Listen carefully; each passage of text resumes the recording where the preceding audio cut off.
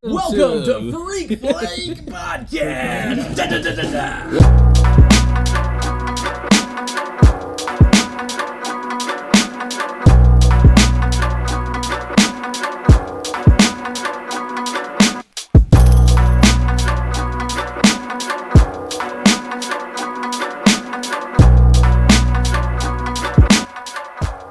Welcome to the Behind the Brush podcast. I'm Dino, and we got Spock here. Yep. And we also got two of the coolest guys around. I'm Mikey from Paper to Pavement. There you go. And then to my side is my homeboy Trent. He'll introduce himself. I'm Trent Sherrill from Paper to Pavement. Also, you may know me from Speed and Culture. But for this podcast, this will all be about Paper to Pavement pretty much. So I do anything it takes to survive tomorrow. That's what I do. I come from a town of 38 people. I'm number 38. Yeah. Is that what it is? It was 37. It was 37. He rolled into town. Oh, yeah? But he's number 38. He's the first new man to the population we've had in a few years. I'm kind of the pride of Deputy Indiana, man. That's nothing but blue-collar farmers and factory workers out there.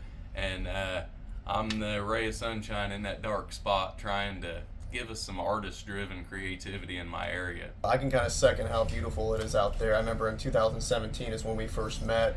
I shot his truck and dragster. That's called, what they call the Deputy Duel. That's what they called it. Yeah, in the magazine they pitched it and they said a duo from Deputy, and now we're known from making duos from Deputy. Oh, that sounds great. Cool. That's a perfect catchphrase right there. Yeah, it was a truck and a dragster that was for issue 51 of traditional rod and culture. And then I kind of got that shoot almost on a mistake in a sense where a couple people fell through and then someone told Mikey, was it Drell that told you? The universe just worked out to where a photographer couldn't work out. I called Trent and I realized that me and him came off the same roll of material because I said, hey man, I got a truck.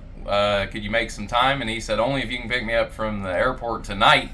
So I was like, my dude. Yeah, there we go. I was literally going across the country, and I was like, I can make a stop in Indy and then hit it off. This is the best. So, I mean, that sparked, and I mean, picking them up from the airport and the conversations, and like us having, you get to know somebody that's absolutely obsessed with what they do. You fall in love with them, and I knew from the start that I was going to be working with Trent a long time. I never dreamed that I would be able to pitch this Paper to Pavement idea to him and him go for it, but I'm glad he's seen something in me because with his confidence, I've chased a lot of things, and man, now they're starting to finally pay off, All of my stuff comes from the same creative spot. I completely, this is where it gets deep, boys, but I completely submit myself to the universe and let it come.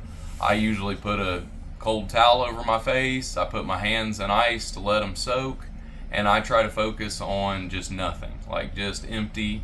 And I know I need stuff, and I know that it's there. Everything we need is on this planet, if we just slow down enough to listen to it. And I thought, what am I? Like, what do I do? All I've ever wanted to do since I was a little kid, I used to draw chopper bicycles and lowriders and build them, And I was like, everything I do starts with pencil. So I got tied on the name pencil, and I was like, pencil to pavement. And then I was like, paper to pavement. Everything I do starts with patterns. Me being an upholsterer, everything. You come in and it looks like I'm, taping, and my patterns look like a mess. But every preparation should look like a mess for it to be dialed in at the end. That's kind of the whole point. So the draftsman side of Paper to Pavement is, I really wanted it to show an independent artist. This is a story. It's a rag story right now. I ain't no rich nothing, but I hope that people can follow along from now and see a rags to riches story, man, because I don't have much. I have nothing that you can't go to an auction or a flea market or, most men I looked up to that get mad and throw wrenches, I'm a dog. I go fetch it and put it in my pocket, I've obtained everything I have from keeping a smile and trying to do nothing but be an asset to the rooms I'm standing in. My dream with this whole thing was, I don't want to go to work. I don't want to clock in. I want to build a life with my brother, which I'm saying my blood brother. I have a little brother, and he's an artist. And he's just not a car guy. Like, it doesn't spark him, and I'm not trying to hold him back. I want him to be an artist. Like, he's a tattoo artist. He's the man, So I'm not trying to turn him into me, I want him to do his own thing. So I did feel like I was completely alone gathering these videos and doing this stuff.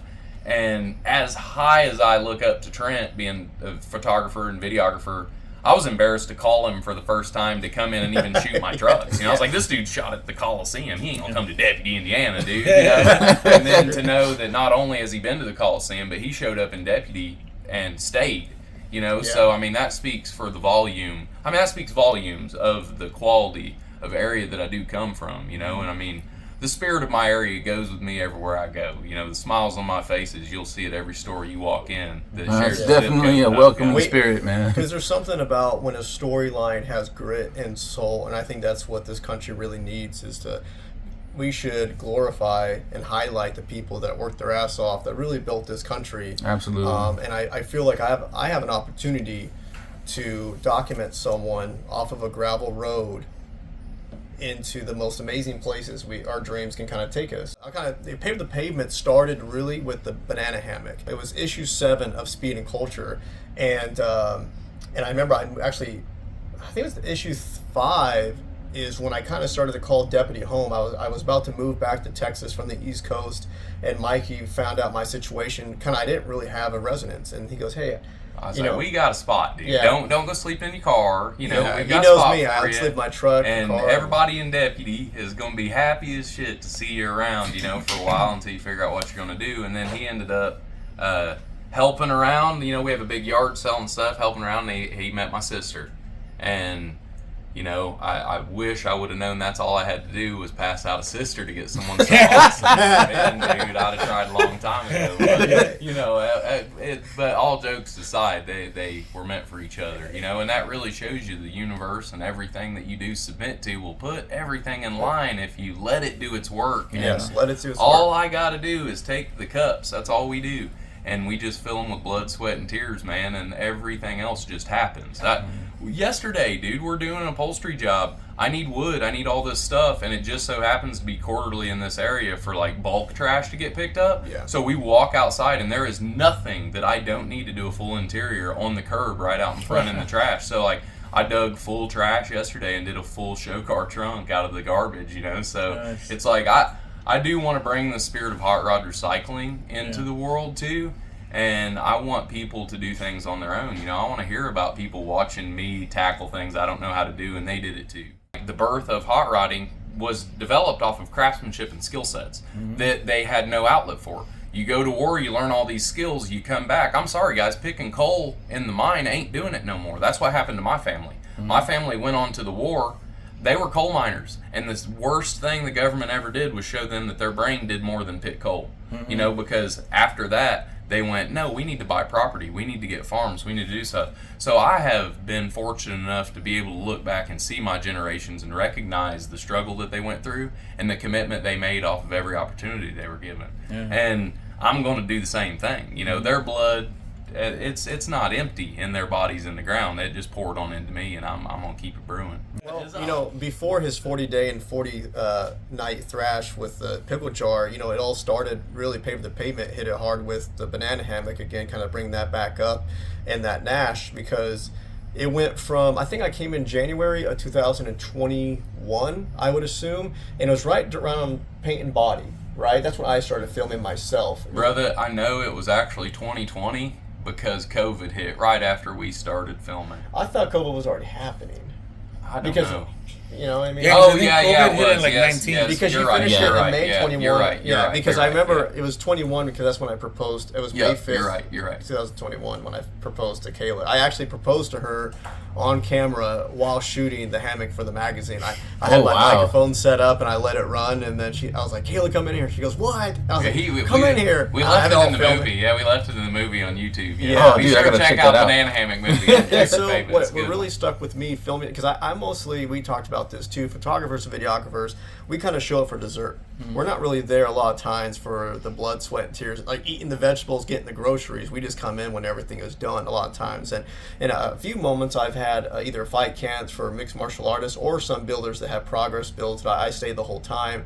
But this was different because I felt like the idea of filming someone build a car off of a gravel road with just turning what someone would think is trash and using it on a active car, an active race car, I'm like, this is something to stick around. And then after the hammock came out, I remember we were talking, I mean, it would be really, really cool if we got 1,000 views in a week on our movie. It would feel like it's going okay. And I think that when we released that movie, we actually had another car, a Fiat, about to make its first pass at Montgomery, Alabama track, right? Yeah, I think so. Yeah, that's actually was home track. We raced at, in the 60s or 70s. And we were up in the stands after our Fiat broke. And I think the movie was like at 16,000. I know there's other people that blow that out of the water probably like in 2 minutes, but for us, we're like, from a population of 38, 15,000 that's guys, definitely like, good. that was nuts. yeah, you know? and that's the wild thing about that is the wild thing about filming, and we are just making this for us. Like, we want to watch what we are making. You know, I'm not making. I mean, me and him, we sat down and we talked about what would be cool if we did this or this, based off of kind of like what we don't see, not really what we do see.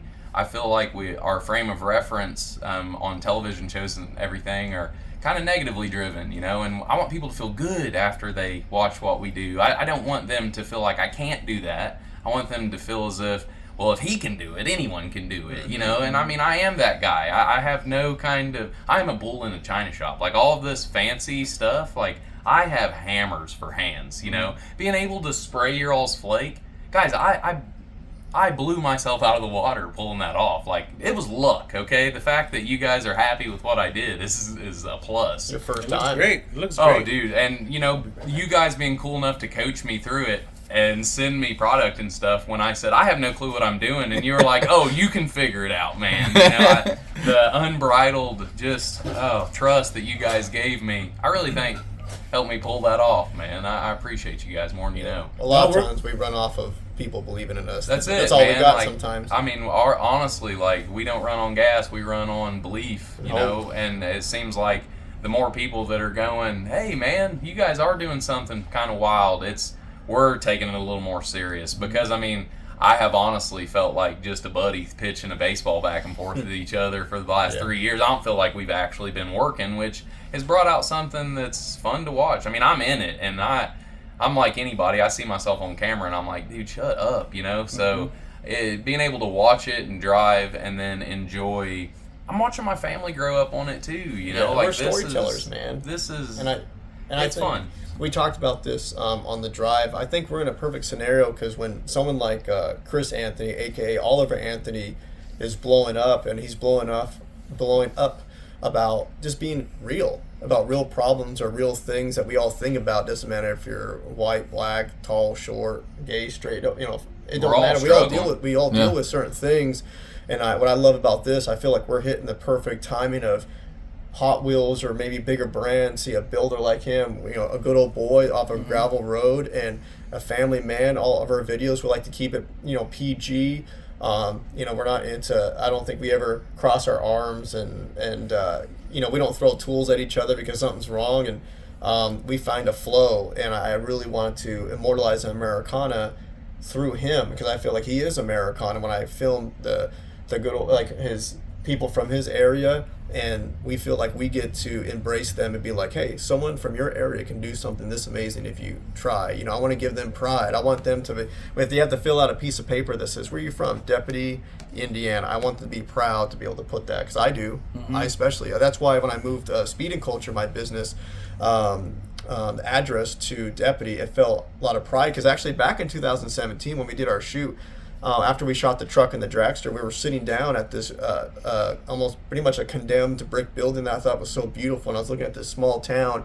There's maybe like 5-6 buildings, Maybe, yeah. all small, like one story, like it's just kind of like a post Half office. of them abandoned, you know. Yeah, Dang, I'm picturing Mayberry this whole time. It really dude. is. It's very similar. Yeah. It is really Yeah. similar to that, you know. I mean, like, the capital in our area is the farm ground, like, so we Commons. cherish our ground. Oh, you yeah, know? definitely. Like, you respect it. You don't see trash laying around, you know, you don't see anything, like, and we respect the farmers too, because I mean, I have a saying, and this is for real, like, you get treated like a dog in Deputy, you know. You can come in, though, you get your belly rubbed, you even learn some tricks, you know, but if you shit on the floor, they're gonna rub your face in it and throw you out, you know. I mean, it's respect is learned in a small town, you know, and it's something that I'm hoping, comes out of the positivity is a little bit more respect's come, because taste and like what people are into is what needs shined. Like I like the things you like that I don't like. You know, I mean, that is actually what makes me like you more than me.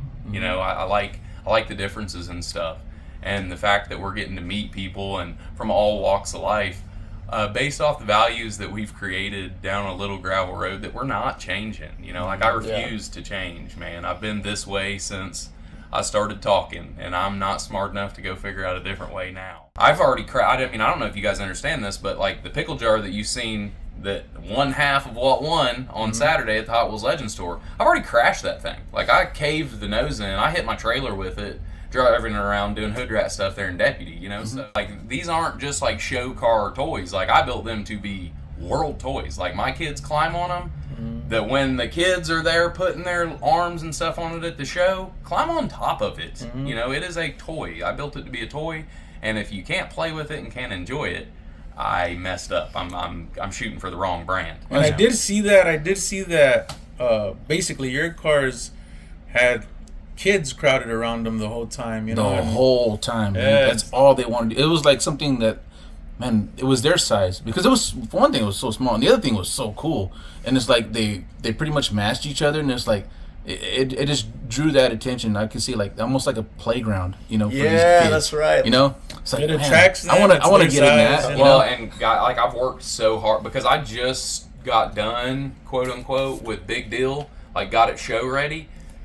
I mean, at midnight, 1 o'clock, when we were loading to leave the next day at 7, you know, so like I hadn't stood back and took in anything yet.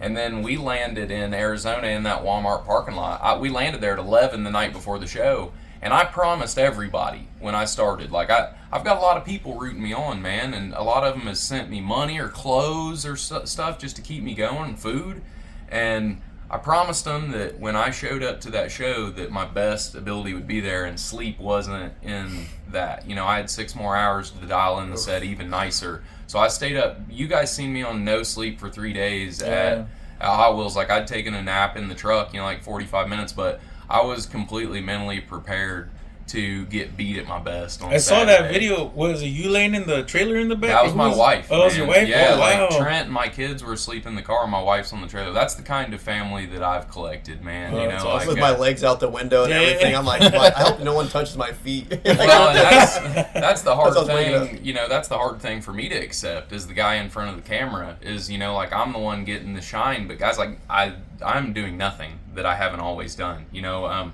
the people that are really changing their lives to make this happen is Trent and my wife, and you know, my kids. Like they're getting neglected from their dad, and they're, you know, like, well, as an artist, you know, we appreciate different types of art forms, you know, like like the quality of video and photography that he does is amazing. And as you know, like I said, as an artist, we always wish we could have somebody like that can document everything we do, because you do what you do and document what he's doing, and he doesn't need to tell you about how to do your job, and you don't need to tell him how to do his job.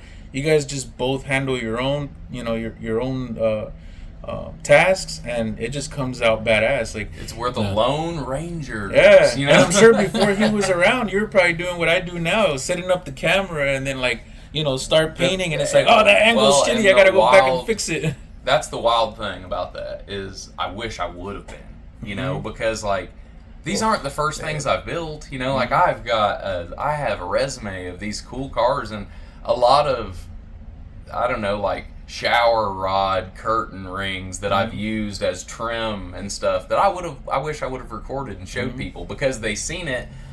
You know, you do good at SEMA, you show it all these places, you do well, and they're like, man, that's amazing how you do it, and you go, that's a $2.12 ring. That's what I see, you know. Yeah. I really pride myself off what I don't have. I think the Fiat had cat bowls on the inside near the motor for like vents. You turn it or something. Yeah, right? dude, and I engine turned them too, so they looked legit and pressed in the car. Like, and they were just cat bowls. They were dollar cat bowls from the dollar store, you know. But I do stuff like that all the time, and that is where the art-driven side comes out of it. Is, you know, I don't believe any artist looks at like, what budget do I have? I really think they look at like, to start off and get a good piece of artwork, I don't think you can shoot for it to be good or bad. I think you can just shoot for, like, this is what we have to work with. Let's rock and roll, you know? Like, let's just see what comes out of it. And, dude, like, everything cool that I've ever done came off of me just going, the worst thing that happens is I take this scrap out of the pile and have to throw it right back in it. And I mean, that's why my medium of scrap is so much better creatively for me,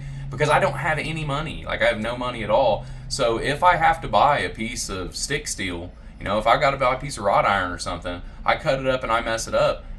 Not only am I not creative anymore, I'm depressed. You know, I'm like, I've just taken food off our table, to where, like, when I see an old rusty piece of steel, I'm like, that's a wire brush away from $100 bill. You know, how I see it. So, see the value in it. And since my kids have been born, I've really, really dialed into, like, let's be the, like, lowest budget artist, which has, dude, it's opened up to more opportunities for me with people that are like, you see value in my trash? Because to most people in my area, the stuff I start with, they would pay me to come get. You know, like, they want it out of there. They want it cleaned up. You know, they respect the area. They want it to look good. So it's, I don't know. I'm really glad that Trent is along for the ride and willing to document it, because I would just be a guy still doing this in silence, you know, and I believe there's a lot of guys out there doing it in silence that hopefully through Paper to Pavement and a show that we're making called Mikey's Acre of Earth, we can travel around and see other guys that live life like I do, making something from nothing. You know, that's really the goal. And really to do something that inspires people, I can't complain. That's why it's so easy to thrash all night where we don't sleep for days, because I know there's something good at the end of the tunnel, so to speak, and to represent our area, you know, my new home, you're always home. And really it's kind of hard to hide our emotions right now, because we still kind of feel like we're dreaming. Like, I still feel like I'm in this weird haze since Saturday night, because we all stood up and there's when you guys saw before we kind of talk about the story of the cars, but the moment of winning, I remember I had two cameras, one point at the stage, one point at Mikey, and I remember just staring at him for like a minute waiting for that announcement, and I'm just thinking, don't take this away from him. Don't, like, he deserved it. Like, he worked his ass off. Do you guys cuss? Yeah. Okay. Oh, yeah. Like, he worked his fucking ass off. Like, come on, man. Like, I'm not religious, but I'm just kind of like thinking, like, whoever makes the choices out there, if this is a video game out there, someone that controller pick Mikey Brown. I'm like, so this world can have some fun stuff, because if you give us any kind of hope, you know, if you give us an inch, we can go a mile off of the inch that you give us. Well, man, I wasn't looking at winning the show or not. I did not think I had a chance. I mean, to an artist, I see the flaws. You know what I'm saying? Like, I'm the guy that had his hands on it, so I do see where I didn't have enough time. You know, I see bolts that are missing. I'm not pointing them out. I ain't telling the judges about it, but, you know, I mean, like, I see my flaks, and I do see where I'm beat out there. I do see cars with a higher quality level than I am, and that's why I got to thank Hot Wheels for the criteria, because their criteria is creativity, authenticity, and garage spirit. It's and pretty when rare when you like, see somebody that big actually choose that too. Creativity over perfection. Yeah. Are you kidding me? With a corporation? Yep.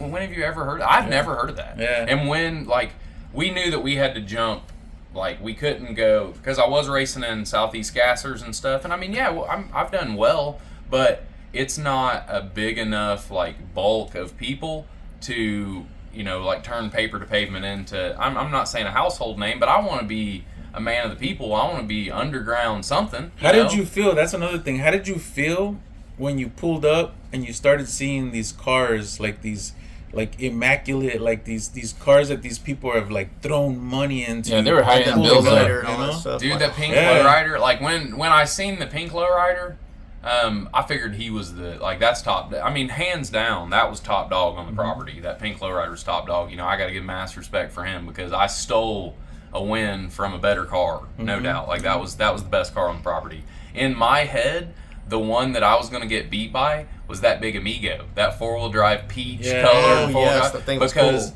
I can step back far enough and be honest with myself. Yeah. If I was a kid that Amigo be pretty sweet. I think that's what makes it. It's really the, like, you think of like 5-star athletes, but this is like a 5-star story. And the thing is, we have it well documented, and there's proof, and we're so transparent. It kind of goes along with what I say is, I don't have a good enough memory to lie, so I just tell the truth, so I don't have to remember what I say, because my memory's so bad. Yeah. So, and you kind of ride that with our filming, going, we pretty much use everything. The only time I don't use a clip, if I left the camera on, it's just pointing at the ground, but I try to use everything I can to show the people we have nothing to hide. Well, I mean, we were told you want to show the highlights, like when you give the most effort, that's what you want to put on there. And I go, guys, like, I put effort into living, like I wake up, and I guarantee my best from the time I'm awake till the time I go to sleep. So it's kind of been nice to gather content. I mean, I'm not saying like easy, but it has been refreshing to go through the video, and like it's easier to look through video when someone's working hard, not sitting and staring. It's easier. Yeah, it's just easier. It feels bad too, because I know like his skills. I don't have the same skills as him, so it's not like I can work on something else of the car right now. But we talked about he's going to help me, teach me again. I haven't welded in so long, since like high school days, and to get back into that, where I kind of look at something to where if our whole team was a lineup, I try to think, who's your weakest link, like who's batting ninth. Now, if that ninth batter is still a good batter, you're like, hey, our weakest link is still strong. We're all one big team. Well, and the team, I mean, like, it takes all these hats. Like, even because I don't look at I don't look at Paper to Pavement, like what I'm setting up as that. I look at it as like a television show. Like, I want you to have a program that makes sense. I want it to be produced. Well, we don't have a producer. We don't have an editor. We do, but you're looking at them, so like we have to wear a lot of hats for things that we're not qualified for, but we do have eyes, like, and that's kind of what I always say, guys, I have eyes. I can tell you what I don't like. And a lot of times if you go, okay, scoot, man, like, I was always worried about set designs and like, what do? I don't know any of this stuff. I'm not at all qualified to do half of the things that we're doing. And just the fact that we're like, well, if we can't afford to have someone do it, we have to do it ourselves. That mentality spilled on into the artwork too, to where now even he's going, hey man, what if this fender, what if you turned it around and used it as that? Now, that is something I know for a fact I've inspired. I know for a fact. And being able to watch your best friend start using the creative avenues in their brain that they've never walked down before is, it makes me realize I'm doing something right. I mean, I'm not trying to, but it's accidentally happening the way that I think it's supposed to. It feels like almost he added the feature of Bluetooth to like my phone of life, if you want to say. Like, I never had Bluetooth, and he turns on this one little radar that I have now, and then I start seeing things differently. Where I'm on the road, I'll take a picture like, Mike, could you do something with this?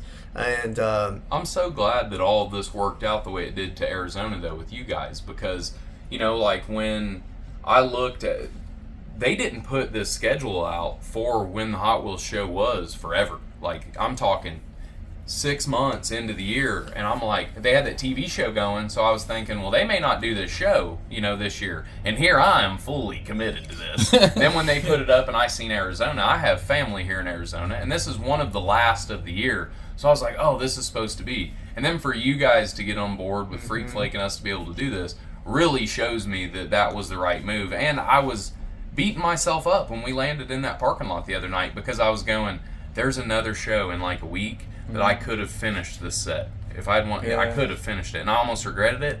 But now that we did well, I'm going, I can show up to the finale with a finished set now. Yeah. You know what I'm saying? So like, they can see things. Guys, to me, they haven't even seen what I'm seeing. Like, I see the competition is for a car and a blister pack, the 99-cent blister pack. I wanted to go 15 times crazier than that and go for their $15 team transport set. They have the trailer, they've got the race car. Yeah, they got the whole thing. Like it's one blister, but with it's the hauler and one. the trailer. Yeah. And I was like, that's what I want to go for. I know I'm like, that already puts me out of contention, but just like I told him, and I'm glad I said this to the judge, I didn't even know he's the judge.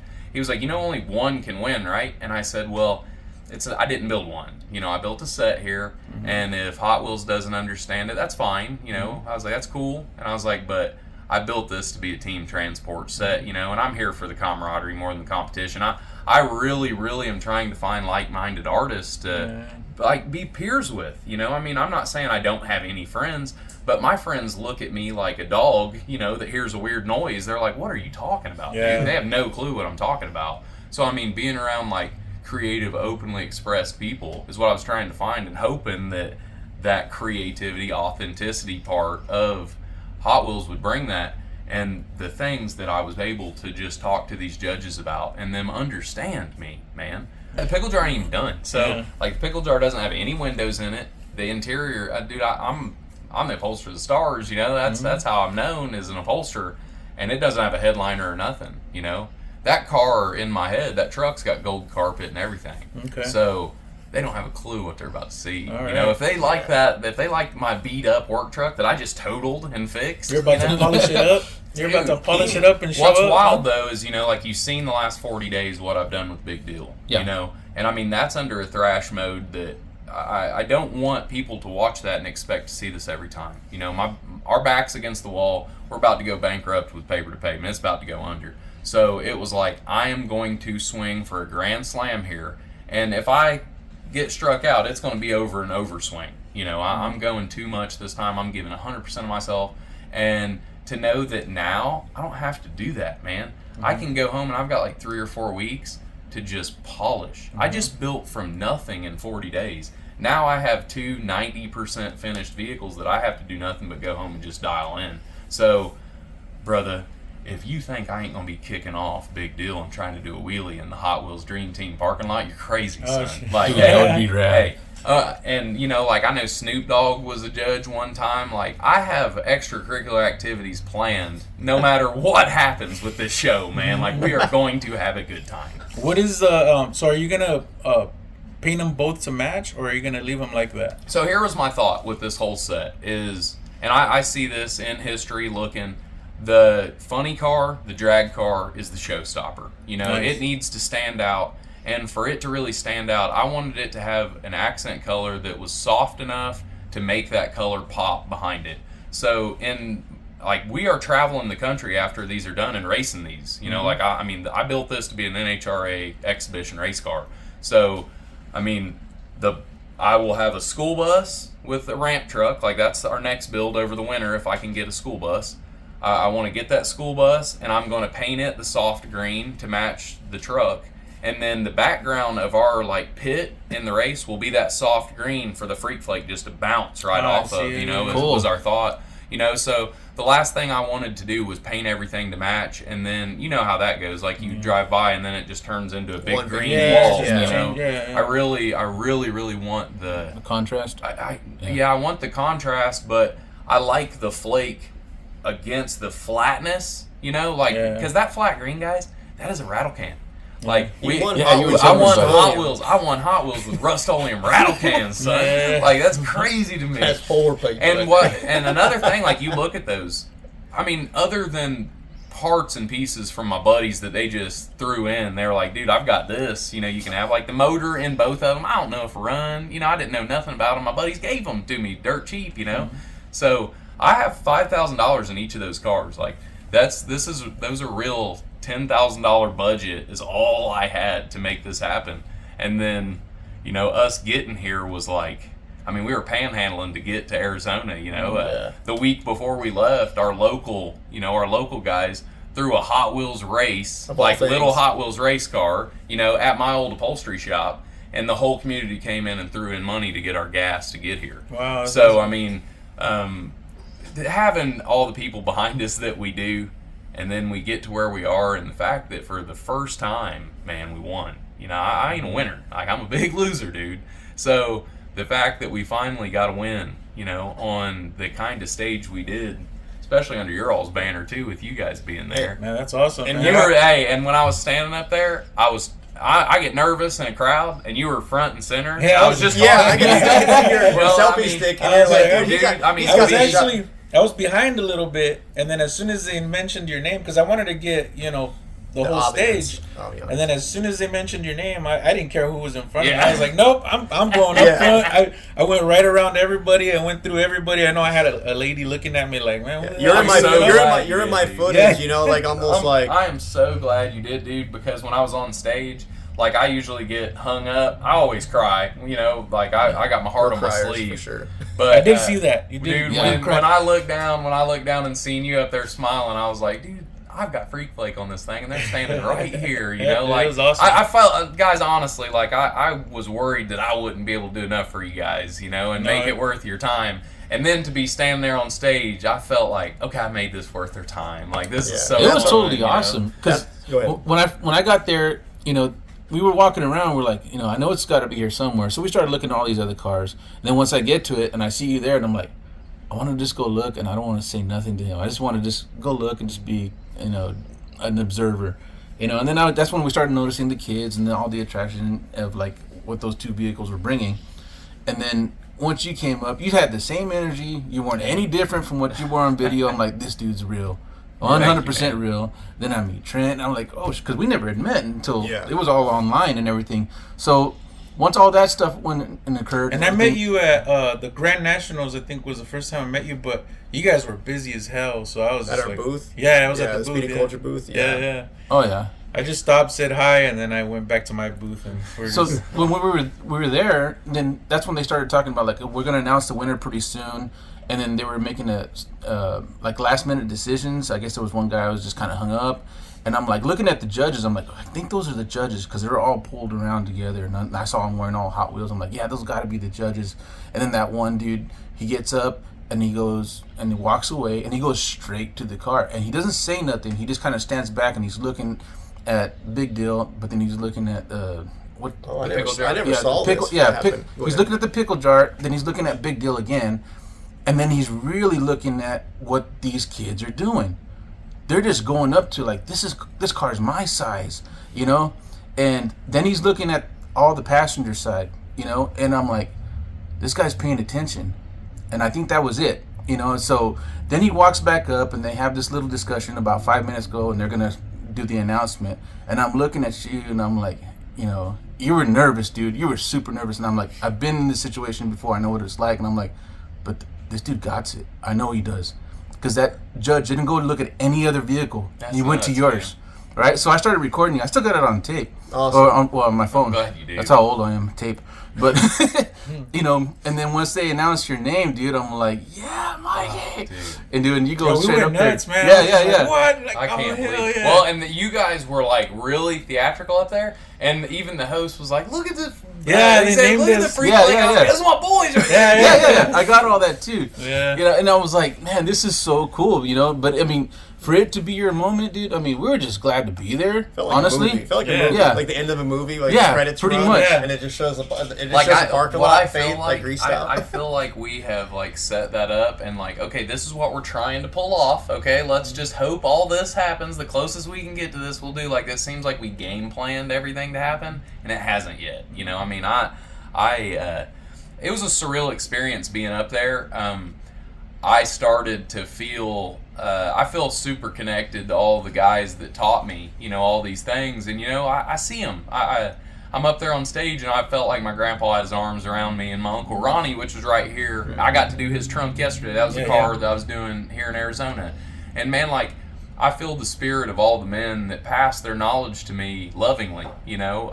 I'm 33 years old, but my mind is full of information, hundreds of years of information that real solid men and women gave me, you know, as a gift. And they gave it to me knowing that I would actually do something with it. And to be standing there and Hot Wheels go, you know, you're good enough for us. Yeah. I gotta tell you my favorite part. That's what happened. They said I'm good enough. You know? Yeah. When you were standing up there, I remember when they mentioned your name and you came up there and then you grabbed the mic and you were like, I'll tell the story. Yeah. And then you started crying, and then you're like talking about basically like the beginnings of the story, and then they got the mic back, and you're like, oh yeah, wait, let me tell you about the car. Yeah, sorry, my bad. Yeah, I forgot all about it. My bad. Yeah, that moment was for our people back home, and we felt like look at us, we made it. Like if you're from Deputy, this is for you. You're up here on that stage. Well, guys, the corporations hasn't paid for me to get there. You know, the little guys have. Like, yeah. I see. I mean, I have taken money and almost guilt from guys that I would never spit in the face and tell them I ain't taking your money. You know, like these guys have put in overtime at steel mills, you know, to give me money to play. You know, and these boys are working. Like, they're real men out there supporting us. And men and women, you know, all of them are supporting us. And like, for our locals to have got a win this big, and for me to be able to take it back home, man, you don't understand. Like, these people get up every day and they do something they hate because they got to. And the fact that we get to take back a win this big is still, dude, it's surreal to me. I don't ever feel peace. You know, I feel like my back is against the wall and I've got to swing from the time I wake up until the time I go to sleep. That's how I mentally set myself up. I want to be back against the wall. We're all going to drown if I don't keep paddling. Like, that's the mentality that I have. And to be sitting in my aunt's house after a win with cars outside and all this stuff, and to go, this is what, like, peace and, you know, content. Yeah. Like, I've never been content with a piece of my artwork before. You know, it's usually always, this has got to be better. I got to do this better or something. And this Hot Wheels journey, I promised myself that I was going to do my best and be happy with my best. Like, more than anything, even if it turns out looking like hammered shit, just pat yourself on the back and know that you did try. You know, stop beating yourself up so bad, because I'm awful about beating myself up. And I do believe it's led to my biggest mistakes, you know, just worrying about stuff that hadn't happened yet. And then I manifested it, you know, like it did happen. It was like, well, I did screw up because I was worried about screwing up. And I went ahead and planned the whole route to a screw up, you know, to where now especially through this whole journey, I mean, and leading me to sit in front of you guys and talk to you, I wouldn't have done that worrying. You know, I did that by being a confident artist, man. And you guys getting behind us is building my confidence even more. The fact that you did everything and you worked your ass off and you drove it all the fucking way down here and you slept in it and like, and then they still picked you. It's like, damn, like, you know, like there's not a lot of stuff that you can relate to. Little guy won. In a corporation. And you know, we're talking about, we've been dancing around more like the finish line of this particular show, but I think what's really going to resonate people if Mikey kind of shares the starting line, because that's what me is the journey. Because when if anybody wins something, that is the finish line. But I think people will appreciate it more when you see the starting line. Yeah. Right? When you go, that was your journey? It was like almost survival, where I shouldn't be alive, where this guy is, oh, that's awesome, he survived. Well, the thing is, you know, most of these shows have like, you know, 5 days gone. He's like, this guy was gone for 80 days and 80 nights combined, in a sense, right? Yeah. And so how this all kind of started, I think people enjoy this if they haven't seen the movies yet. And it won't really give too much away, but basically how this started is you drew the eyes that it went 2021. Yeah, so like this whole Hot Wheels thing started with that banana hammock, the Nash. I had this idea and I was like, if I build a Nash altered, a nostalgic altered, I'll put 55 Chevy front fenders on it. I mean, it turned into the banana hammock. I ended up building it. But that was my first attempt at Hot Wheels Legends Tour. I thought, this is a Hot Wheels car. Well, I'm halfway through doing the mock-up and they post the winner at Vegas and it was a Nash. And I was like, oh my gosh, no. So I had, and guys, I was in the spot I am now back then in like 2021. I was fully invested, everything I'd ever made in my life. We're on the verge of bankruptcy if this doesn't work out. And here, the Hot Wheels thing just got pulled right out from under me. And I was like, okay, well, let's finish this. And then I told them all right then, because everybody was like doomed when they told me the news. And I was like, that's okay. I was like, that just means it wasn't a crazy enough idea. I need to go a little farther. And that's not my favorite car anyway. I don't like small block Chevys. I built that car fast and so I could sell it at the end, you know. So I did not build it for myself. So as far as Hot Wheels is concerned, I was not being authentic, you know. So that was the universe telling me, brother, this isn't you enough, you know. And then when I sat down and he said, well, what is your favorite car? Like, let's build your favorite car. So at the end of this, we're not worried about, because I mean, I gave the banana hammock away to sell it just to survive at the end of it all. Right. So it was like, at the end of this, let's at least get something we want to keep and promote with for our channel at the end of this. And I was like, well, okay. And I drew that Izetta with the Harley motor. You know, I drew big deal. And he came over for fight night and he said, do you have any ideas? And I said, I have the idea. I know exactly what I'm doing. And I showed him that Izetta, and he said, do you have one of these cars? And I said, no. And he's like, well, how much are they? And I was like, well, one just sold to Barrett Jackson for like $95,000, like, you know? oh, and really? he was like, so what are you going to do? And I was like, I'm telling you, this car has to exist. Like, this is the one. If I can make this happen. And I told him, I'm willing to sell. I had 3 other like finished cars, and I was like, I'm willing to sell all 3 of those finished projects to get a clapped out body. That's how much I want to build this thing. I was like, I would trade that $30,000 drag car over there for a dilapidated body right now. I have to make this happen this bad. Like, it was lightning. I had to do it. Then next week, I would say, next few days, I have hotspot words like that come up on sell ads, you know. So if the word Izetta comes up, ding, I get it like a text. Well, it came up and it was 3 hours away, $1,500. And he said, I'm relisting this again. I'm tired of messing with this, you know, like, it was a pile. And he was like, everyone keeps saying they'll take it. They come over here. It's bad. It's a really, really bad car, guys. This is the last time I'm posting it. I call him immediately. And I said, I'll just send you the money. And he went, well, I want you to look at it first. And I said, no, I'll take it. I don't care how bad it is. I want it. I'll take it. And he was like, well, I'm on vacation. And I said, well, I'm sending you some vacation money, buddy. Go ahead and spend it. I didn't know this. I told him, spend my money, dude. Spend it so I can guarantee I got this car. And he did. He took my money and he spent it on vacation. And when he got back, I got over there and he was like, man, I really should have asked more money for this thing. And I was like, hey, you done spent the money. There you go. I told him, I said, hey, the deal's done. So we loaded it up. I got that body for $1,500, man, like real close to home. Didn't have a door, didn't have it. And it was, both of my cars were completely stripped shells. Like, they were parts cars for cars that went on to get restored. That's kind of the only way I can obtain them, is if they're that bad. And for those of you who don't know what an Izetta is, Steve Urkel. Yep. Pretty much that little vehicle that he was in, that BMW, that's exactly what you're thinking. We got Beamers. And we're custom Beamer shop, okay, guys? I'm BMW bougie. Yeah, 2 Beamers and a Dreamer right here. But you still keep in touch with him? With the guy that sold you the car?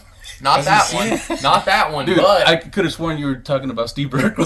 I was gonna go. Dude, you know him? I was like, you know, if so, please, man. Let's set up a we gotta show him. What if he's a celebrity judge? He's just like, that's gonna be too biased. He's like, oh, that'd be great. All y'all go that'd home. That'd be made for TV, dude. Seriously. And the second body kind of came. It was talking about timing the universe and all that, right? So. McPhillips is a family out in Port Arthur that had this with the Wildfire Mustang from my issue 11. Well, they told me, hey, if you ever come to Port Arthur to shoot this Mustang, I got a custom that I think you'll like. It's a custom Corvette. And I was like, that's awesome. And I've known about this kind of combo potential shoot for about almost a decade, and it just never happened. They weren't ready, or it just never happened. And it was so funny now having my own magazine, and this was after he's drawn that, or around the time. Then I finally go visit Port Arthur and I shoot that Corvette that Jerry Bellot has. And so I show up and I see all these tiny cars. What are the cars he had? The Subaru 360s, little guys. Yeah. You know? And then right at the end, you can't see it from the front. And I was he was like talking about the canal right there and the flooding. And I was like, all this flooded? I went to go like lean on the fence, like, dang, all this was this high. And I go like this. And there's a Izetta body on a little trailer behind the shop, just all clapped out. And I was it looked like it had been dropped from space, right? It burned up in the atmosphere, fell in the ocean. It did. Whoa! Yeah, it looked like it came in like a fiery meteor. I think probably it hit that submarine, killed those people. You can cut that out. Too soon. So I see. I'm like, I think that's that Izetta car that Mikey was talking about. And I said, what are you going to do with this car? And he goes, it was sitting at my shop, and I just brought it back here because he retired and brought all his stuff home. Mm-hmm. And I said, okay. After my photo shoot, I said, if you ever get rid of that car, I know the perfect person to obtain this car.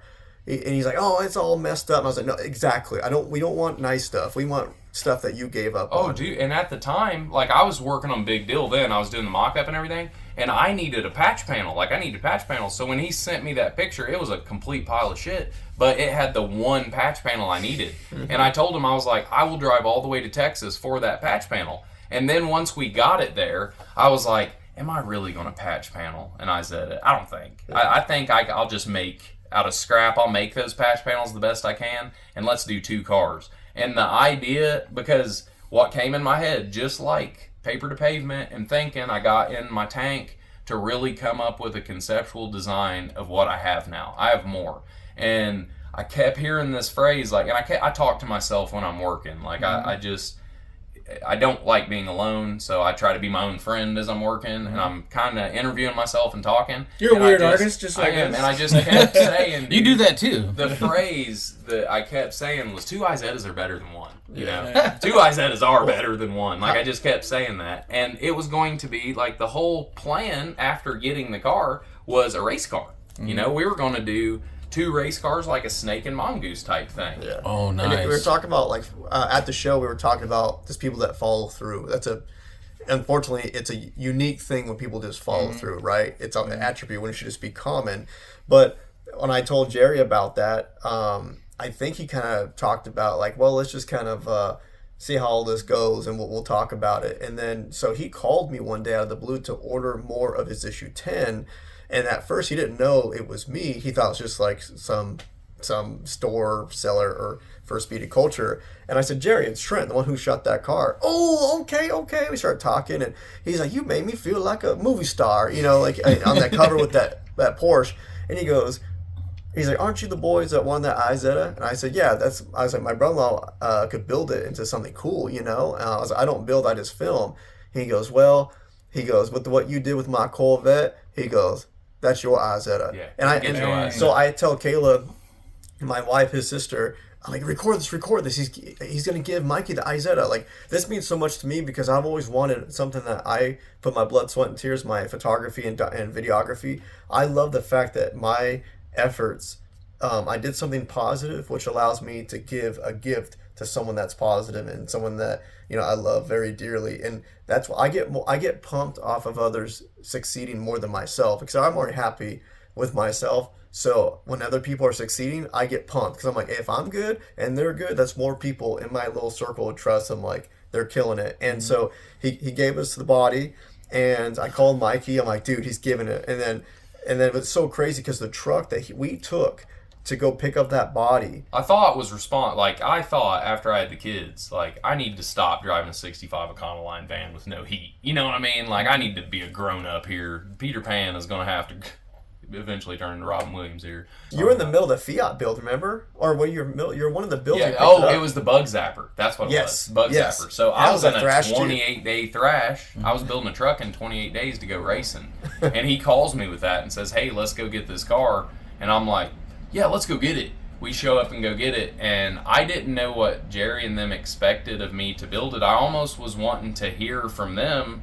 And here I've got this 2017 Chevy truck. We go down there, load it up, and that transmission ended up going out of that truck. Oh. So Jerry was a race car guy. So in my head, talking to him, I was like, well, I got to do this snake and mongoose, like, big deal versus, and I was going to call it the pickle slicer and do this whole, you know, like, match race thing. Because in my head, I seen Hot Wheels selling it as a drag package with push the button, 2 strips, sell it with the track too. You know, I was thinking I can set it up for them to sell it as, I want a play set. I want you to take what you have of mine and have fun with it, not just set it on a shelf. They recognized that when you were up there. Yes. They totally say, you know what, you conceptualized everything to the point where, like, you know, you knew that which way is the Hot Wheels face when they're going to be in a package. Well, and you know? When they asked me that, like, on the start of the day, they were like, why did you do it like this and this? And I was like, well, Matchbox cars face to the left and Hot Wheels face to the right, you know? So I want asymmetrically so you can enjoy these in a package hanging on the wall or playing with them. And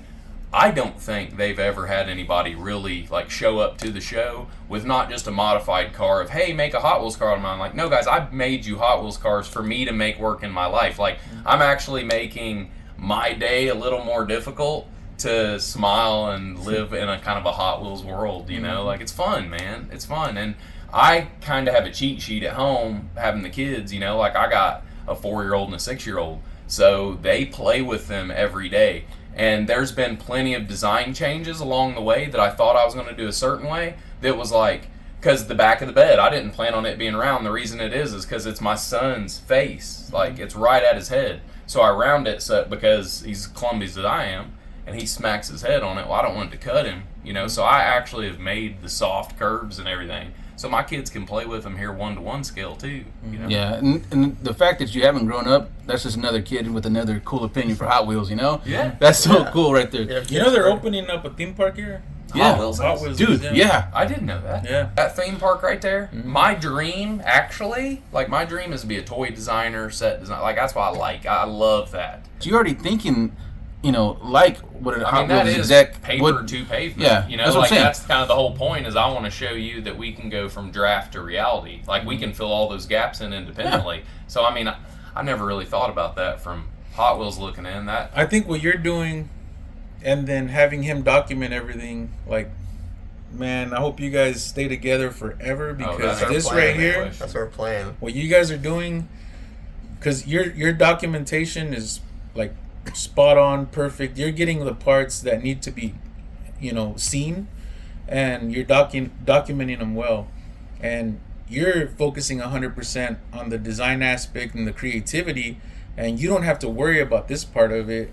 And if you ever feel like, oh, you know what, I should get involved in what he's doing, like, don't just do what you do. We actually talked about that, where we want to have a certain small little mutual trades, like, later, maybe a little bit of welding, but then he's already gotten so much better shooting, and then he sees the way I edit, and then it helps the way that he sets up his camera, because it's like, I know how the way, and then, but we're trying to make, we're not two builders easy. and we're not two filmers. We're two different things, and so I never have some type of ego to be like, it's my time to show what I build. Yeah. Like, no, I'm like, I literally love just being able to capture it, because I think of, earlier we talked about Chris Anthony. I think about not the fact that his song is blown up, but I think about is the guy who filmed him that decided to do it. You need to put something nice together, let's do it. And they did it. I would rather just be the camera guy, to know, like, I'm so glad I helped film that, to let the show, I want to be the bridge from the public to that gravel road. And I think for any successful, like, for this artwork and videos to be successful, the person holding the camera has to be my best friend. Yeah. You couldn't offer me a television show and pull me from Trent. You couldn't. There's no money in the world that's going to do that, because the only thing good that comes off of what you see on camera is because I'm laughing and hanging out with my best friend. I'm not at work. I'm not in a suit and tie. I am in bibs, And there's a method to film him, because I think about all the things I've filmed in life that actually got me ready for this moment. It's funny how, like, you can think of something that you learned maybe on the farm that you learned and that you got to put into the shop. I think of I've got to film fighters and mixed martial artists that are in the UFC, and when they're fight camp, there's certain times and certain weeks that you just don't. Not a lot of interviews this week because they're cutting weight, or it's fight week. You kind of fill in the blank, and you kind of go, okay, there's not a time to have the camera in the face. You become a fly on the wall, and that's with him. There'd be moments where he's, he calls it kind of like drop down in the mine shaft. I'm about to zone out, so all I become is a fly on the wall. Like, if you saw a GoPro from us, it's almost like we're about to run into each other, like that figure eight, because he's like welding. He literally welding and cutting stuff, throwing stuff, and I'm like filming and dodging it. If it was a corner view, it would look like we're mad at each other. Like, it looks like we're avoiding each other. It looks like we're mad at each other. And there's been times that I'll do a time lapse, and like, I love doing time lapses where the sky changes in the background while me and him are working, just show like the whole day. All day, all night. And my wife was watching it, and she was like, were you guys okay? Like, there's like a hard line that you guys aren't crossing. Like, there is a hard line in the shop that you guys aren't crossing. And I said, because he's editing and I'm working, and I told him, if you need me to get out of my mental mine shaft, you have to physically touch me. Because the best thing for me to do is be completely alone and not be judged. I don't judge myself when I work, and I don't think any artist wants their boss over their shoulder. I watch him like a hawk, because I don't want him to redo things, because redoing things, means I'm messing up his flow, right? I'm applying brakes when we're going. So you have to make sure you can catch it that yeah, first like time. I have to. What it kind of helps. It is nice having access to everything we do at the end of the day, though. It's not like it's leaving. That translates because you could tell it's totally raw. Like what you're doing isn't staged at all. It's just you're just documenting. And I've missed things. I'm just like I just let it go. I mean, like that would have been important, but I don't like saying, "Can we get a shot like this?" Because that means it's artificially put together. Like everything is natural. I have to. I'm learning about building and process what's next off of the repetitive. Okay, he does this, he welds it, then he grinds it, then he does this, then it'll be painted. So I'm learning as I go. It's I'm like, and it's a relationship. You know what I mean? Getting used to you know, kind of what it is when those race car drivers, one's driving and one's holding the map left, right. Oh, rally racing, right? Yeah. But I'm filming left. I got you right. I got the shot. And you have to have a high level. Like guys, if I tried to do this, it wouldn't get a click. You know, I mean, if anyone else was doing it, at the end of the day, we are filmmakers. It's a team, and the film part of it's Trent, and the film part of it is what's making me look really good. And guys, I know that there's plenty that he's cutting out to where I am stumbling around. I'm a klutz. I don't worry about how I look when I work. I worry about what I'm working on, and I do trust Trent, like the amount of trust that I have, knowing that he's not going to show me as a fool. He's not going to make me as a joke, you know, because I don't take myself as a joke. You know, I take myself seriously, and I mean, I don't take myself over seriously. I like having fun, but I do not want to be, you know, I self-deprecate, but I don't want to be hard on myself, you know, and I don't want him hard on himself, and I know that me not being hard on him is going to get the best work because that's how to get my best work, you know. It's absolute perfect, and the beautiful thing about Paper to Pavement is two people. You know, it's just me and him. So like board meetings, war room talks, everything is just between me and my best friend. And there's nothing he's going to tell me criticize wise that I'm going to take personally, and he's the same way. You got to kind of have that, you know. I mean, that's the only way to succeed. And it's one of those things too. We're talking about learning how to film together. It's also learning about opportunity and trying to figure out, because what's in his brain, I will never understand instantly. It takes me time because even when he's doing interior, all I see is the inside, the pink stuff, the foam, and it looks like nothing. And at the very end, he like folds it inside out. It's a complete interior. Yeah. It's like, have you seen those videos where people paint stuff? It looks like nothing, and then they flip it upside down. It's like, you know, a picture of Elvis. You're like, what? You know, that's what it kind of feels like. It's really fun, and it's something new every day. Look, he built that lawnmower bike, the cars that we're building, and the fact that is, see, like when I was from my photography stuff. I had the mower at the show too. Yeah, the mower at the show. About that. You got to think of. So coming from documentation of me shooting hot rods and customs and like traditional stuff, and I love beautiful done things, I've never really been like a big rat rod guy, because I always felt like that's a try hard thing where you're trying to make things dirtier or rougher. Like if you add, instead of a visor, you have like a big old school cutting down redwood trees saw blade. I'm like, But this, even though it's wild, but it has a purpose, and it's just in a different fun size, right? Yeah. And well, we're building toys. Yeah. I mean, at the end of the day, being able to jump into car shows that are based on Hot Wheels, it lets us be kids again, man. Like, I don't have to not have my kids in the shop when I'm working. You know, like they actually add to the atmosphere to where when I'm doing a Lincoln Zephyr interior, my kids, I don't want them on the back half of my property. Like, if we scratch that thing, we lose our house. You know, if we scratch the Zephyr, we lose the house. So it's he did that. It's a lot different.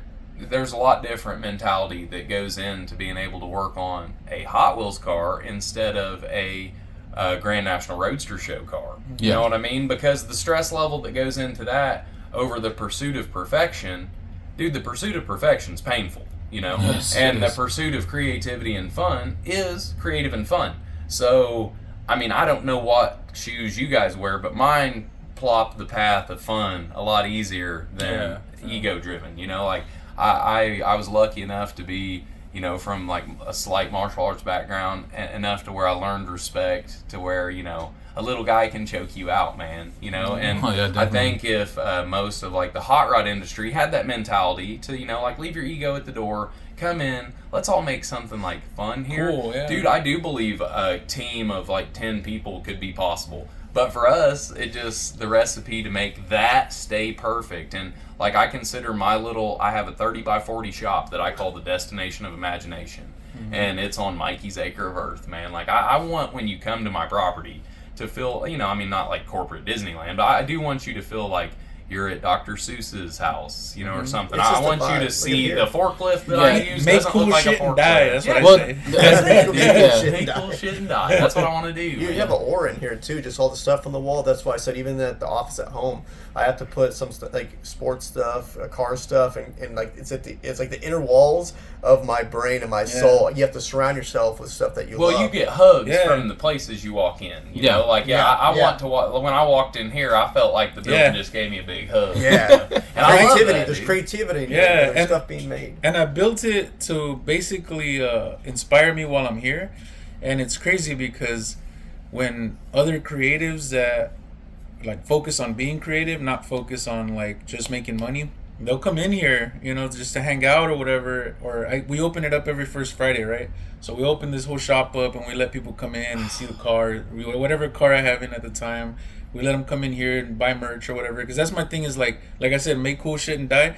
When I design things, I design them in a way to where I can create something out of them. Like whether it's a drawing, like even if it's a painting, my end goal is to turn that into either a toy or a poster or a banner or, you know, a hat, a shirt, whatever. How much could you see? This is where this is where I'm trying to take my brain and do that, because like making money off of artwork is something I do not know how to do at all. Like I have no clue how to do. I'm the same. I'm learning.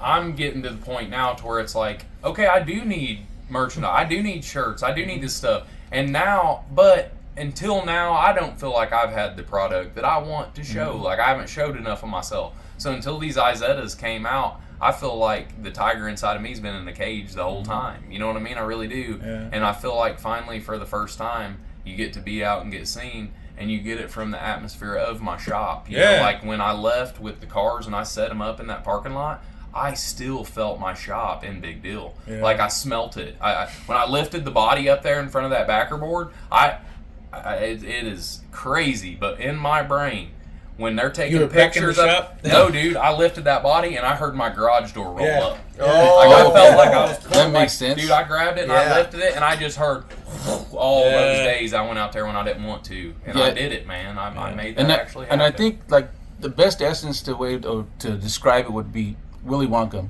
When I saw the '80s one, you know, and he's going through all this like whole thing about his character and everything, but when he gets to where the actual, you know, the heart of the plant's at, and he opens that door and the song starts and everything, and you're like, this dude's on another level. Yeah. You know, this is where the magic happens. And my favorite quote from another artist is James Whistler. An artist isn't paid for his labor, he's paid for his vision. You have a vision, my brother. Thank you. Like most, I like that. Yeah, like just like every. Repeat that to me. An artist isn't paid for his labor; he's paid for his vision. Vision. Wow. All of the products that I use other than your flake was just left over from my other jobs. You know, so I really did scrapyard that paint job together too. And I want anyone watching this to understand that the product's great, but you guys are what made the product for me, because it would have stayed in the bag you sent it in if you all weren't man enough to teach me how to use it. And I knew nothing, you know. And for you guys to be solid enough to give me every single product, even that you didn't sell, you told me. And I have to say this, man to man, like that is so solid. And I would have had a rattle can paint job on 2 cars at Hot Wheels if you guys wouldn't have been solid enough to help me out. So like the finish on the best thing I showed was 100% because of you guys, you know. Nice. And I want you guys to feel like you won up there. You did great, I man. could not have done it. You did really great. Yeah, it looked awesome. And now the interior even pops so well with the paint job, because now they both have flakish reflective. And I thought that like my real wow factor I was going to have to get from upholstery alone, and I was nervous about that. You know, I was, because I was like, my upholstery is not going to accent. It's going to take over, and I'm going to do it that way because that's the way I want to do the interior. But then when I sprayed the Freak Flake on and we stood back, like, dude, I was crying outside. I told them, I was like, I have just done this like I like a million times. Like it's like I've done it so many times, And it was just because I just listened to you guys, you know. You guys used my hands, man. I just clocked out, dude. I was like, let's just do what they say. I was so pumped when I was watching that video of you, you know, being accomplished, you know, because I remember it made me really emotional because my brother used to do exactly what you did. You started pacing back and forth, and you were just doing this like, yes, you know, like pumped up. And I was like, man, dude, I remember my brother doing that whenever he accomplished something that he was proud of. When I opened the bag and I seen that flake, like my hands just, I was like, oh my god. We got that footage. As soon as I opened it up, I was like, look at this, dude. I actually told him the other day because when we were there, you walked up to the camera when I was recording you, and you were like, oh, freak flick, and you were doing this. I was like, bro, I'm gonna download like the pop rocks sound, like where the pop rocks are like popping. That's what I hear, dude. Like you're in my head. That's what I hear. Well, that's what you want. You want that musical, like, you know, Rice Krispies sound, like snap crackle pop going on too. Thank you so and much. how well does it fit too with you guys have like monsters and stuff involved, and then he's kind of his own kind of character, you know, kind of like when they did the banana hammock art from, is it Evan? What's it called? Drop Moot out of Australia. He made this monster of him and the Nash, and I just feel like it's a perfect collab because of the creatures, and we have some, you know, crazy lifestyle. Well, when I walk in here and see, you know, like Ninja Turtles, and like, you get me, man. I'm like, and I walk in and I'm like, these boys are trying to butter me up. They look at pictures of my house. No, this is us, dude. 100%. Put it up there on the walls. You see the shop. You know, like I like seeing. I very rarely do I get to go in a creative art space of someone's. You know, mine is the only one I kind of know of, being from so small area. And you guys opening the doors up and letting us come in here and hang out today, man. I appreciate you more than you know. And hopefully in the next round of Hot Wheels, we can make Freak Flake hit harder and shine brighter there, cool. too. I'm trying to go compete, especially Big Deal, because I started on that thing like 40-something days ago from right now. Yeah. And if you would have told me that day, hey, man, you're not just going to go and you're not, because I didn't even think I was going to get it done. You're not just going to get it done. You're going to show up and they're going to like it enough to where you'll win this thing. Dude, I would have told you, I'm going inside and going to sleep. You're an idiot. Yeah, you know, like, I still can't believe, like, it's just, I'm still in this haze, this dreamy haze right now, just thinking, well, I mean, I could already see it in the package. So. Well, November, it looks like, I mean, they haven't sent, they told me they'd email me, like, the exact details and stuff, but, you know, so everybody knows, it looks like the beginning of November, I'll have to worry about getting that combo back to California. Okay. So I don't know, you know, like that's what we're going to leave here, head home, and go figure out how to do that, you know. But I do finally feel that's the like thing right there, you know, on the raising money tip. Somebody hit us up through our Freak Flake page and offered to, you know, say, is there a GoFundMe for you guys or something like that? We have a donation section on our website, papertopavement.com. That's the easiest way. We do everything independently, trying to keep like PayPals and stuff out of the world. But, you know, like if you want to do that, it's under the build budget, you know, like you donate to the build budget, and we put it in a jar called Thrash Fund. And our life is a Thrash Fund. So it may be, you may be buying us sandwiches, you know, I'm just telling you that every money that's given to us will proudly be spent to chase dreams. I can promise you that. So to find that, it's on via YouTube, right? It's papertopavement.com is our website. .com? Okay. Yeah, and we have some merchandise on there. We're adjusting. I've given away so much. I'm terrible about that, and I didn't know. I wasn't sure. I didn't know we had an inventory. They're so professional. And here I'm like, oh, I love you. Here's shirts. Yeah. You know? So like there are some we'll have to order and stuff. But if you guys want to help out and see a couple guys chasing dreams and want to be a part of it too, we could definitely use the help right now. You know, I hate to be the guy asking, but if you all are willing and offering, man, I'm not. Well, there's people out there that are willing to support you, man, because you definitely got, you know, a lot of characteristics that, you know, people are just rooting for you. You got a lot of cheering people behind you. You know, we're a couple of guys, they're cheering for you as well. You know, because it's just one of those cool things, man. I love to see, you know, the guys do well who put in the work. Yeah. You know, because most people, you know, they put in a lot of work, but they never, you know, get to the, you know, the rewards, man. You know, but you guys are doing it, man. The unsung heroes. That's what I loved about, you know, something like I would shoot for the magazine, finding a guy that was in the middle of nowhere in Montana, and that rides along just with him, where to have that pride of I was born in Porterville, California, and now to have the pride of Deputy, Indiana in me, and I want the same thing for people back in Porterville to be. I actually enjoy being now living and from places where I say I live or from here, and the response is, where's that? Yeah. Okay, then you start going to the nearest city. Like if I was from back home, I would say north of Bakersfield, south of Fresno. Yeah, I had to do that as well. Yeah. But those you don't know. Nickel, nine. Yeah, 559ers right here. Right. I grew up in Visalia, which is like, maybe like 25 minutes. Yeah, 25 minutes from Porterville. Okay. Think of it like this. I hope anybody that does hear this is, if they have friends as well that are artistic and they have goals, let's see how you guys can collab. I think of it as, I feel like I'm the waiter / host, and I set the tables. Mikey's the chef. And then whenever he gets a break, he can come out and be like, how do you guys enjoy everything? Okay, cool. Go back and grind. And again, find someone that see your strength and weaknesses. We're almost like a yin and yang. What my weakness is his strength, and what his weakness is my strength, and we go.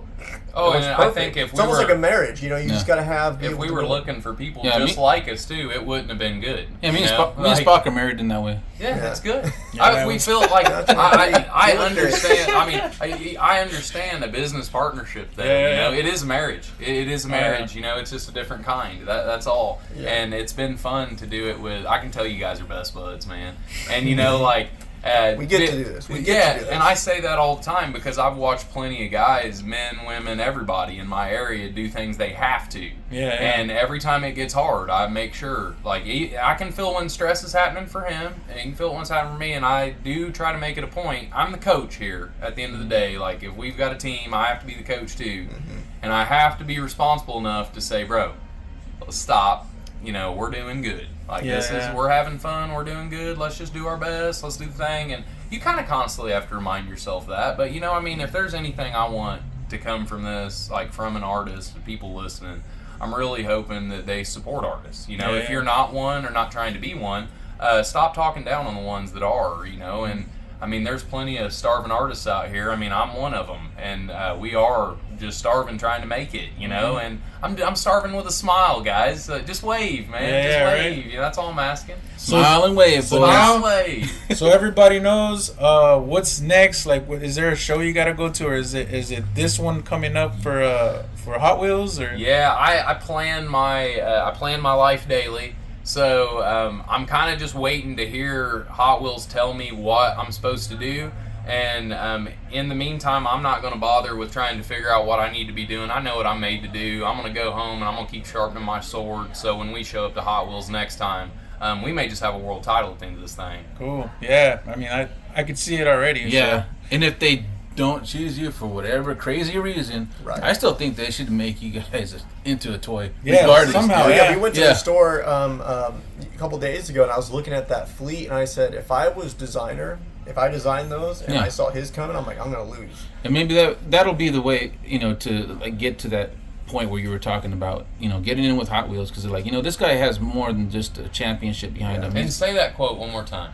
Oh, an artist is not paid for his labor, he's paid for his vision. And see, I want Hot Wheels to pay me for my vision. There you son, go. Yeah. There you go. Exactly. Because this labor, these hands ain't got too much more than 40-day trashes. What do you guys have any hands? You guys have any shout-outs? What I really want to say is, man, please go to Paper to Pavement on YouTube. Check out the new docu-series we just got up on the Pickle Jar. We got the first 2 parts up, and we're going to leave right now, head up to the Grand Canyon on our way home, and we're going to go ahead and get some more fun shots to finish off this big deal movie for you, too. And it'll be coming very soon. So please, guys, like and share and subscribe and all that nonsense everyone says. But it really does help us, and growth is the only way to our future. So please. And if you want to support them, papertopavement.com. Go under donations. Yep, we have in our shop section, there's a build budget donation, and that is going to help us get to California. Cool. Sweet. Well, it's been a pleasure, guys. We totally appreciate you guys spending time with us and representing our brand, and we're rooting for you the whole time. Well, and I am really, really excited to say that we're under the Freak Flag banner now, and the projects that you see coming from Mikey's Custom Upholstery is going to start being inspired by you boys, too. I'm excited. We'll help you with some designs, too. Thank you guys for the time. All right. See you later, guys. See ya. Oh, that was awesome, man. That was fun.